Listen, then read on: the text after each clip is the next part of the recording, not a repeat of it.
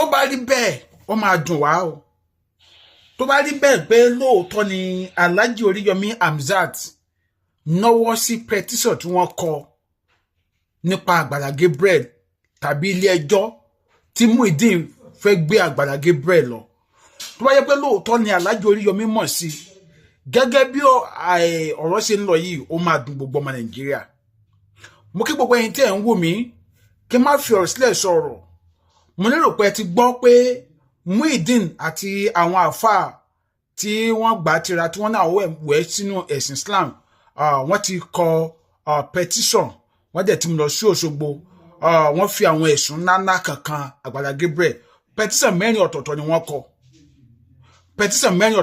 kọ wọ́n dẹ̀ ti submit ẹ̀ sí headquarter ní Òṣogbo ṣùgbọ́n lára petition yẹn ó kan ìyàwó Muiden wọ́n sọ àwọn ọ̀rọ̀ kan pé bíyá Agbala Gabriel àti àwọn Muiden bí wọ́n sì wọléwọ̀de ó wà ní petition yẹn àwọn ọlọ́pàá dẹ̀ di pé Agbala Gabriel wọ́n ti fi ọ̀rọ̀ wá lẹ́nu wò bẹ́ẹ̀ wọ́n ti pé ìyàwó Muiden náà wọ́n ti fi ọ̀rọ̀ wá lẹ́nu wò ṣùgbọ́n kí ló wá fa tí ọ̀gá Oriyomi nínú ọ̀rọ̀ yìí mi ní fi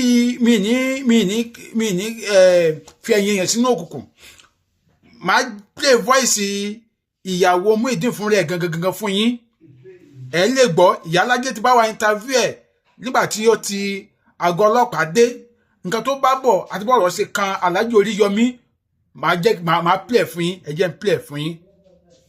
Okay, I don't come and show up. Àlàáfíà bọ̀. Ó wà lórí show ni mo wà. Ṣé ń gbọ́ ìyàwó Muiden ló ń sọ̀rọ̀ yẹn pẹ̀lú ìyálájé. Mo fẹ́ béèrè àkọ́kọ́ introduce ara ẹ̀ dárúkọ ara ẹ̀ fáwọn èèyàn wa nílé comment tó ń sọ̀rọ̀. Mo kó Olúwa lórúkọ mi o, ẹ káàsùn máa nílé lóko lẹ́yìn òdì.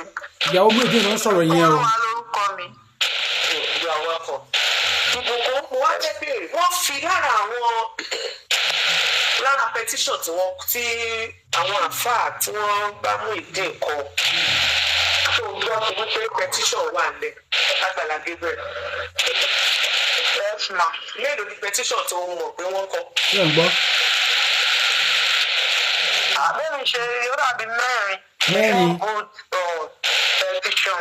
Petitions. Good. Wọ́n wá bẹ̀rẹ̀ wípé nígbà parọ́ fún wa o. Ẹ̀rọ wà láàárín ìwà àti Agbala Gabriel yẹn bá sọ kí ló láàmúṣọ. Before God and man, I don't say at all. Anytime kò sí anything. Before God and man, níwájú Ọlọ́run àti ọba téèyàn gbọdọ̀ pè jẹ́ irọ́. Tó jẹ́ pé Ọlọ́run ní èmi ò jíyìn fún láyé ní ọ̀run tá a bá kú. Kò sí ọ̀kan láàrin wa o. Ọlọ́run máa jẹ́. Kò sí anything like that láàrin. Ẹ̀ṣẹ̀ sí ẹni kókò níbo kò tẹ̀ sí nǹkan tó jọba ẹ̀. Ṣé ẹ ti ń gbọ́ o? Bóyá kó tó mí ti Muiden rí. Kó tó mí ti Muiden. Kí n tó mí tiẹ̀ gan, èmi gan, I don't talk to people. Ṣé gbọ́ bẹ́ẹ̀ ó ní kó n tó mì tiẹ̀ pé òun ò kí bá ẹnikẹ́ni sọ̀rọ̀.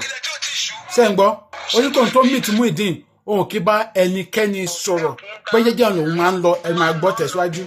Nǹkan tí mo bá wá ni mo face. The prayer that I came for òun ni mo face. I don't even have time for anybody. Talkless of pé èèyàn lọ ń báyàn àtọ́. Òun gan-an tá a jọ pàdé gan-an ká sọ pé bóyá Ọlọ́run ló kọ wá ni. Báwo lẹ ṣe pàdé? Tí n bá ṣe pé báwo lẹ ṣe pàdé ẹ máa gbọ́ bí wọ́n ṣe pàdé o ó máa ṣàlàyé bí wọ́n ṣe pàdé nìsín ẹ máa gbọ́. Èmi tẹ́mi bá ti lọ fún prayer tí bá ti kọjá lọ ibi tó ti máa ń charge phone bóyá sometimes power bank mi lè kù mo lè fẹ́ charge ẹ̀ òkè fẹ́ charge phone mi ó dẹ̀ máa kanra ni a máa ṣe all sort of things anybody bá máa báyàn jà Mani alàgbà ìṣẹ́lẹ̀ yìí náà ń pè mí Muiden. Ẹni sùúrù gbogbo èèyàn kọ́lé máa bá jà báyẹn. They are your customers. Try láti máa manage wọn. Àwọn ti má bá wọn sọ̀rọ̀ wọn gbà báyẹn. Èmi á dẹ̀ plug ó ti dé mi jà gan how many times? Ó ti bá mi jà jẹ́ pé ayọ̀ fóònù á ní ẹ. Tẹ́mi ìbálẹ̀ gbà báyẹn kí n sílẹ̀ kí n máa mú lọ. Àdé máa lọ. Tó bó ṣe ìrọ̀lẹ́ ọjọ́ kan ní kọ̀ọ̀kan jábẹ́ àmúfẹ́ ara nǹkan ní àwọn ṣọ́ọ̀ṣì wà lẹ́gbẹ̀ẹ́. Bó ṣe pàdé nìyẹn o. Bó ṣe pàdé torí àwọn kan sọ wípé Àgbàlá Gabriel ló gbé lady yìí fún. Pé Àgbàlá Gabriel ló gbé lady yìí fún. Ó ní ìyá láyé ṣe ń béèrè lọ́wọ́ lady yìí pé báwo lè ṣe pàdé. Torí àwọn kan sọ pé Àgbàlá Gabriel jẹ́ kó fẹ́ ní tó wù ó ló gbé obìnrin fún bákàwò kan. Ó ní lady fẹ́ ṣàlàyé báwọn ṣe pàdé. Ẹ máa gbọ́ lọ. Àdé máa lọ. Tó bó ṣe ìrọ̀lẹ́ ọjọ́ kan ní kọ̀ọ̀kan jábẹ́ àmúfẹ́ ara nǹkan ní àwọn ṣọ́ọ̀ṣì tó wà lẹ́gbẹ̀ẹ́. Mo jáde tó sáré wá tẹ̀lé mi látẹ̀yìn. Mo ní kílódé bọ̀dá yìí tó máa ń kọra mọ́ràn ṣẹ́fíìsì ṣé kò sí o. Òjò máa ti ẹ̀rọ lénìí o. Èmi kà ti wọnú chọ́ọ̀chì lọ. Ìdẹ̀jẹ̀ ni mo ti rí tó máa wá nu chọ́ọ̀chì. Látàwọn máa bá mi sọ̀rọ̀ ń láìkí o. Mo ń dẹ́fẹ̀ẹ́ fẹ́ yín, ó ń dẹ̀wà kájọ máa bára wa sọ̀rọ̀. Mo lẹ́yìn iṣẹ́ yìí tẹ máa ń kanra pé màá máa ronú sí i. Tó bá ṣàṣe bí gbogbo gbàgbàgbà mi á gbómi wá. Ó lè gbóni wá pé ó máa fi wẹ̀ lélẹ̀. Ọ̀pọ̀lọpọ̀ oríṣiríṣi tó wá ṣáàjọ máa sọ̀rọ̀ báyẹn. Máa wò pé àbí ẹni tá à ń sọ bó ṣe ń wà kọ́ lélẹ̀. Mi ò sọ anything. A ti sáré lọ bá dádì Àgbàlá sọ fún wọn pé mo ṣe ẹni tó ń fẹ́ o. Ṣé kí ní kan? Nǹkan àwọn àṣà máa wọ́n dà pé tálẹ́ nìyẹn. Ó ṣàṣe ìjọ kan ní kó lọ mú mi wá nì. Mo ṣàṣe ṣe débẹ̀ tó introduce mi sí wọn tó sẹ́rí. Ṣé ń gbọ́ bẹ́ẹ̀ yẹn? Muiden fún rẹ̀ ló lọ bá lédi yìí pé òun nífẹ̀ẹ́. Kọ́rọ̀ tó ka Àgbàlá Gabriel o. Ẹ̀fọn ẹni tẹ́yìn sọ pé Àgbàlá Gabriel ló gbé fún o. Àgbàlá Gabriel ló gbé fún o. Ṣé ń gbọ́? Ẹ máa gbọ́ lọ. Wọ́n lọ sọ pé ẹ̀yin ló fẹ́ tó ní ẹ. Even tí dáàdì fi travel lọ UK tó fi padà dé, wọ́n sì ń béèrè lọ́wọ́ ẹ̀ pé ó ṣúọ́ bí ẹ tó fẹ́ nìyẹn. Pé because báwọn kan ṣe wà ẹ̀kọ́ àwọn fẹ́ kó fẹ́yàn Nàìjíríà tó báwọn fẹ́ kó fẹ́yàn ní outside the country ni. Pé ṣùgbọ́n all the best pé ìwọ ló sọ pé ẹ tó fẹ́ lélẹ̀. Láti ìgbà yẹn ó dẹ̀ máa ń ṣe dáadáa. Òṣèpè gbà mí àgbéwà ẹ̀ náà dé o. Kò ṣe mọ obìnrin èèyàn náà ní sùúrù. Ọkùnrin náà ní pé tó bá yá ó máa ká. Tẹ̀ ń gbọ́.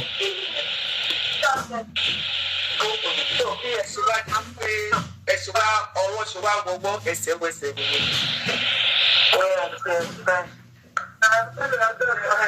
Mo fẹ́ máa bẹ̀rẹ̀ personal question tó lè máa wáyé láàárín ẹ̀fìn ṣó ń pè ẹ̀ṣẹ́ ìríra ìyẹn wà láàárín ọkọ àti ìyàwó ilé òkú ọba. Nínú gbogbo ẹ̀sùn tí wọ́n wá fi kàn sí ti ṣàlàyé ṣé láti ìgbà tọ́rọ̀ yẹn ti wá ṣẹlẹ̀ ǹjẹ́ o ti lọ sí bóyá police station wọ́n ti invite tó o ti kọ statement pé ìkọkùn ìdáyìntàn tó ti láti clear point yẹn ṣé o ti lọ. Bẹ́ẹ̀ni màá wọ́n ti invite mi ní ẹlẹ́ẹ̀lẹ́ headquarter. Wọ́n ti invite mi síbẹ̀. So ìgbà tí mo dẹ̀ dé bẹ́ẹ̀ tí mo introduce ara mi, even ìgbà mo ṣe ti fẹ́ wọlé ni most of them wọ́n ti ń sọ pé ìyàwó Muiden pé gbogbo wọn ṣáà ń sọ̀rọ̀. Bí mo ṣáà ṣe dé bẹ́ẹ̀ bá ọ̀gá ẹ̀ sọ̀rọ̀, ọ̀gá ẹ̀ ṣáà ní kí n kọ́ pé màá ní láti kọ statement. So mo ní mo ti gbọ́. Wọ́n wá báṣọ wá kọ statement, wọ́n wá ní Muiden nǹkan kọ́kọ́ mi ń kọ́ pé ṣé mo lè pè lórí fóònù mi. Mo wá ní ẹ jẹ́ kí n try number bóyá máa ring. So bó ṣe ring, bó ṣe wá gbé. Máyà wá bá sọ̀rọ̀ pé alàgbà Muiden pé ẹjọ́ afẹ́rin ní ẹlẹ́ẹ̀lẹ́ police station lọ headquarter. Pé báyìí ìgbà wo lẹ máa wá. Ó náà ti jìn o pé òun sì ti jìn rárá. Wọ́n náà ń jẹ ọ̀nà oúnjẹ. Wọ́n náà fẹ́ rí ọlọ́pàá ló ń bá ń sọ̀rọ̀. The next thing tó dẹ̀ máa sọ fún wa ni pé wọ́n pe Alhaji Oriyomi Hamzat. So I was surprised pé báwo náà ṣe máa ní kéèyàn pé Alhaji Oriyomi Hamzat lórí jù tó ń ṣẹlẹ̀. Kí ni ìtumọ̀ yẹn? Ṣé gbọ́? So along the line. Ìbùkún ní tìmọ̀ àwọn ọlọ́pàá wọ́n ní kí kò fi bẹ̀rẹ̀ kò fi pé wọ́n ní kí Muiden tó wọ́n ní pé tó wá àwọn àgbẹ̀ fóònù mi kó bẹ́ẹ̀ ni wọ́n á gbé fóònù yẹn fún ọlọ́pàá yìí. Ok, so wọ́n wá dín wọn àtọ́jọ́ kan wá ń sọ conversation wọn wá jọ ń sọ̀rọ̀. Wọ́n á gbọ́ conversation wọn tó ń sọ pọ́nà òun ti jẹ báyìí pé òun ò sí tó sì pọ́nà òun jí. So ó kọ̀ dẹ̀ bàtà wọn tún wá rí ìdá ilẹ̀ padà. Ìgbà yẹn ló wá ń sọ fún ọlọ́pàá yẹn pé kọ́ pe Alhaji Oriyomi Hamzat. Ṣé ẹ gbọ́? So okay, ẹ jẹ́ àfihàn sílẹ̀. Wọ́n ti ṣe kúrò ní ẹ̀ẹ́dẹ́gbẹ̀ yẹn. Ṣé o tún ní wọ́n lọ sí Ọ̀ṣun state? Ṣé wọ́n lọ? Àná ìjọ was it Monday or Tuesday? Dáàbì ìpọ̀jù àwọn tẹ̀ ń patrol pẹ̀lú àwọn protocols wọn. Wọ́n fi wá ní kí èèyàn kan wá pè mí nínú. Wọ́n fi wá sọ pé wọ́n máa invite àwọn ní Òṣogbo látàná. Bóyá Monday àbí Tuesday. Tùdẹ̀ bẹ́ẹ̀ pé wọ́n ní dẹ̀gbọ́n làwọn àpáwọn láti lọ lodge hotel. Àwọn ṣẹ̀ṣẹ̀ wá padà wá ní the following day. Pé ṣé mi ò gbọ́ anything? Mo ní mi gbọ́ àwọn kan sá. Bódà ṣe di wọ́n ní a máa lọ ní weekend yìí o. Tèmi tẹ̀ ṣe wà gẹ́gẹ́ pé kí ló tún ìṣẹ̀lẹ̀ báyìí pé báyìí. Èyí tàbọn ṣe ní wọ́n pe àwọn láàárọ̀ àná ní ẹ̀pẹ́ láti zone 11 ní Òṣogbo. Ó pé ká rìpọ́ọ̀tì síbẹ̀. So gbàgbé ṣe lọ lánàá ni. Okay, ó lọ lánàá.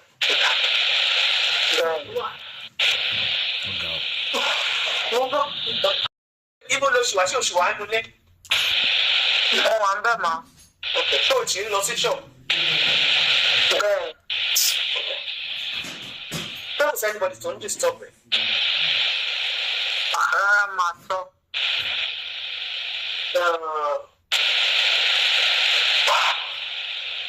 Omi tí mọ̀ because I don't understand. Àwọn èèyàn wá ní nǹkan tó máa ṣẹlẹ̀. Mo sì máa sọ̀rọ̀ o. At the end of the day. But I know you are legally married. To Muiden. Gbogbo nǹkan tí àwọn pípọ̀ yẹn plan báyìí. Àmọ́. But èyí wọ̀ yìí pé whatever ìgbésẹ̀ tí wọ́n bá tiẹ̀ máa gbé. Ó gbọ́dọ̀ jẹ́ ìtúbà òfin mu. Bẹ́ẹ̀ni.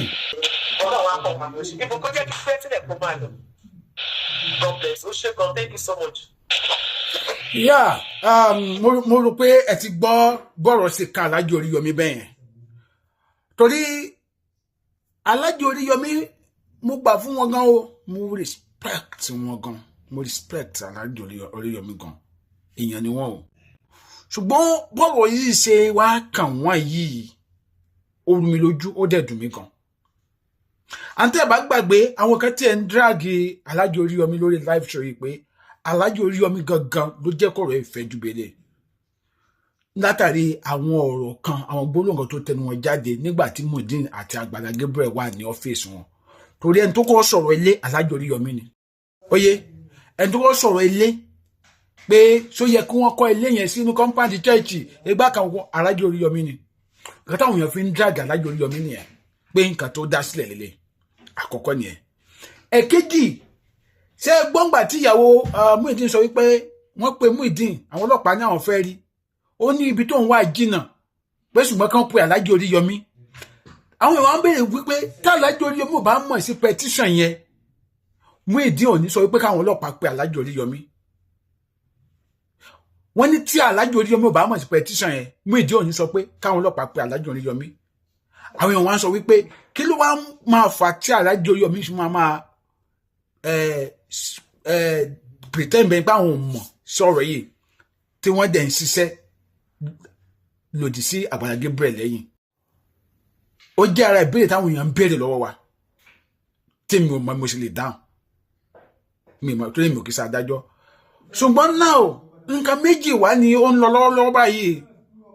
Tẹ́bà gbàgbé àfáà Fọlọ́runṣọ́ ó jáde ó ní àwọn fẹ́ gbọ́ àwọn raise owó fún Muiden lọ́wọ́lọ́wọ́ pé àwọn fẹ́ gba ṣọ́ọ̀bù fún. Àwọn fẹ́ gba ṣọ́ọ̀bù fún Muiden ó ní àwọn fẹ́ bára àwọn charger àwọn phone accessories síbẹ̀ kó máa tà. Kódà ó ní àwọn ti gba ṣọ́ọ̀bù yẹn pé káwọn kan kó ọjà síbẹ̀ ni. Àfáà yẹn wà lára àwọn tí ó ṣe àtọ́nà Muiden dé Òṣogbo tó fi lọ submit petition yẹn. Ṣé ń gbọ́ mi? Wọ́n ní àwọn tí open bank account fún Muiden pé káwọn èèyàn máa donate kódà wọ́n pe account number yẹn jáde ní láì fún wọn tó mú wọn kò sí nǹkan tó burú ńbẹ̀.